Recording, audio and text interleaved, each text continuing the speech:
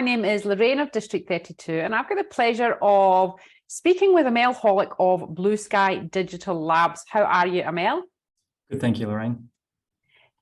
I love these stories. I always find them really intriguing when you peek behind the curtains and see what goes on in the disastrous world of everybody else's blunders and disasters. So we're framing this interview around biggest blunders in app development. Now, Amel, you have got some stories to tell around outsourcing app development. Why is that a blunder?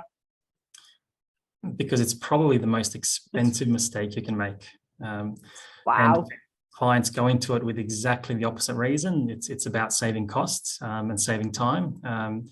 But I've never seen it succeed outside of a few very special cases. I mean, certain structures, but generally it ends up costing triple, taking a significantly longer amount of time, and comes with so many issues around security and compliance and control that it's just not worth it. I'm just thinking there back in the day when I had my first business, I think I went on to, God, what was it? There was a platform, was it Elance? Was that it before Upwork? Yes, I remember that. Yeah. It was Elance on there, and I got my first website built on there. And then like 6 months later, it was down because it was hacked and it was just gone. There was nothing I could do, no one I could contact. It was just like, oh my God, it was just over the blink of an eye. So I can imagine that that's a lot worse in the app development space. What sort of things do go wrong other than it just disappearing? What things go wrong, Amel? You're right. It is a lot worse in app development because app development's a lot more complicated. The number one thing that goes wrong is misunderstanding of requirements.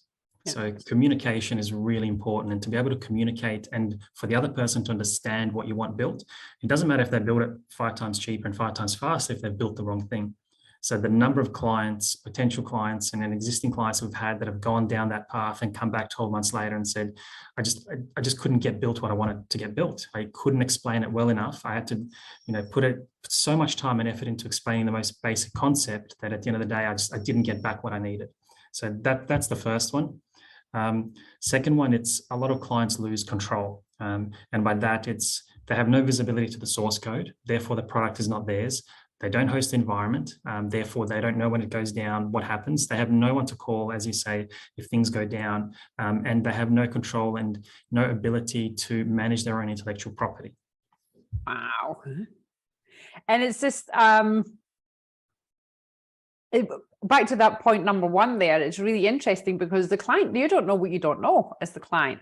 You don't know how to talk about it should integrate like this, and you don't know the terminology around the platform that it's being built on anyway. So you can't know what you don't know around there. So it's always gonna end badly. So look, Amel, you're obviously experienced in this. Never to seen it go right apart from 1 or 2 specialized cases is a big statement. So people out there, if you're building technology, you're building an app, don't outsource. You have to go through a local specialist who can help you with that 360 degree view of the build.